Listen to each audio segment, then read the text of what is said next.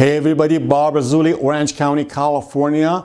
Welcome to the i4i Academy. Folks, I'm having a training program that can be used for AWS CWI endorsement certification program as a prep course for ASME Section 8 Division 1 and ASME Section 9. This is a video training. There's no boring PowerPoint presentation with some voiceover. It's a real me in the class, and also the pressure vessel I'm having in here, the test coupon I'm having in here, and also an imaginary pressure vessel, which is, it's with the inside diameter 60-inch, design pressure 900 psi, design temperature 700 degree Fahrenheit, and it's going to give a wall thickness of 3 inches. And also we're going to assume that pressure vessel is going to contain a toxic substance, and then it's going to be subjected to the requirement of the ASME Section 8 Division 1 for lethal services. That's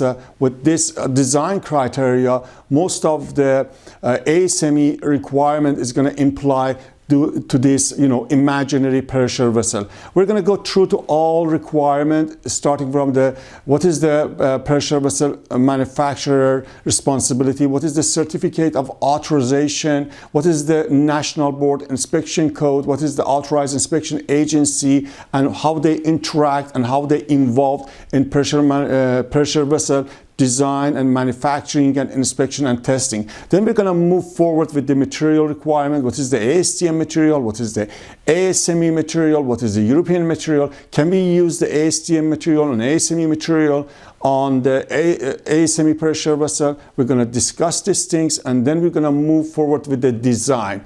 So we're going to design our pressure vessel, but don't get me wrong, this is not a design course.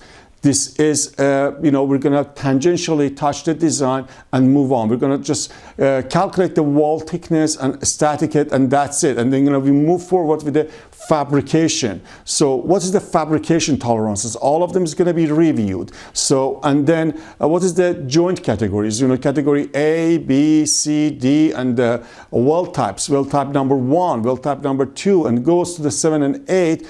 And how the ASME makes the rules with these joint categories and weld types. And we're going to also talk about the special services, like the one we are having in here in our imaginary pressure vessel, is with the lethal services, which is going to subject to the full radiography. It's going to be subjected to the mandatory post-weld heat treatment. We're going to review all these requirements as a general. We're going to see all the requirement for all kind of a pressure vessel and all kind of materials, and then we're going to have our example pressure vessel, our imaginary pressure vessel, to be reviewed for that particular prohibitions or requirements.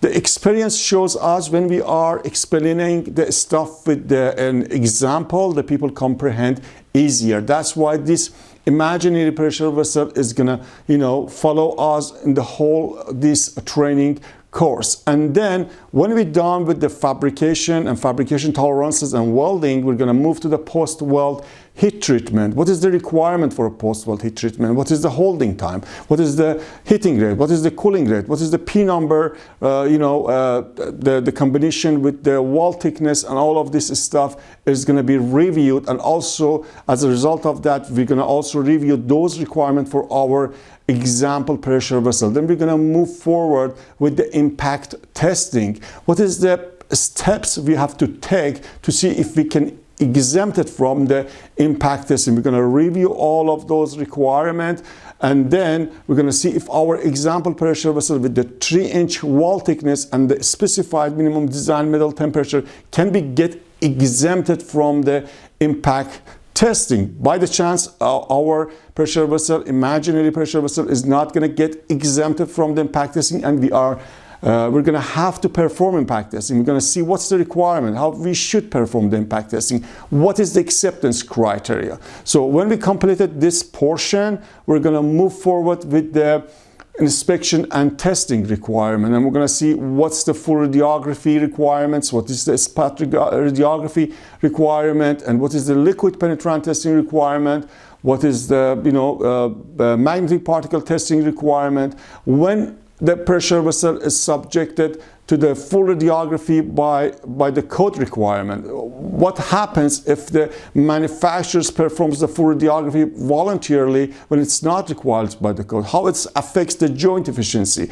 All of them is going to be discussed on this training course, and then we're going to move forward with the hydrostatic testing requirement and the pneumatic testing requirement, and go to the end on the manufacturer data report and the marking requirement, and complete the section 8 division 1.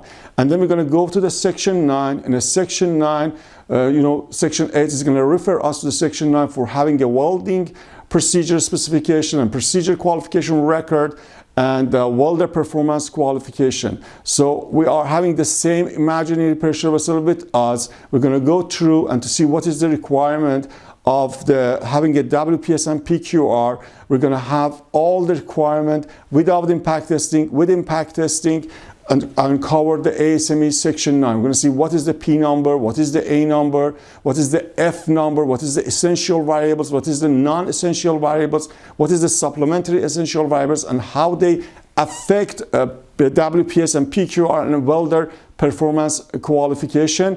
And then after you completed the ASME section 9 for all of the things that I mentioned in here, you're going to go to an exam portal. In the exam portal, we are having almost 500 exam question for you. So you are going to go over there, take the questions, take the exams, and by clicking the answer, then it's going to pop up and show you if you selected the correct answer or wrong answer. It doesn't matter. It's going to show you the reference code clauses number that this question came from.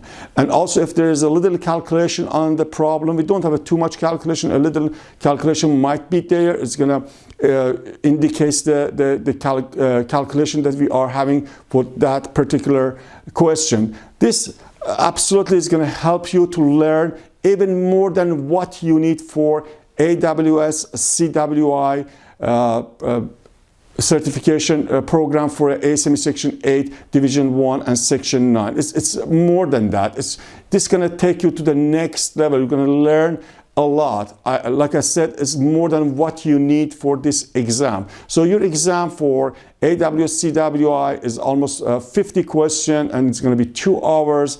And after you take this course, that's going to be very basic for you. I mean, it's very basic. It's just going to finish that exam in maybe in 30 minutes or 45 minutes and come out of the exam. So take this training courses for this purpose. Is going to benefit you both for this prep course that you want to take, and also for your job, for your career. By the way, if you are taking the AWS CWI exam for the first time, you can select this training program also for your Part C exam. So for Part C, you have a choice. You can go to any code books like API 1104, AWS D11. Also, you can select ASME Section 8, Division 1, and ASME Section 9. So you can take this prep course actually for that purposes. So this is a video training. Like I said,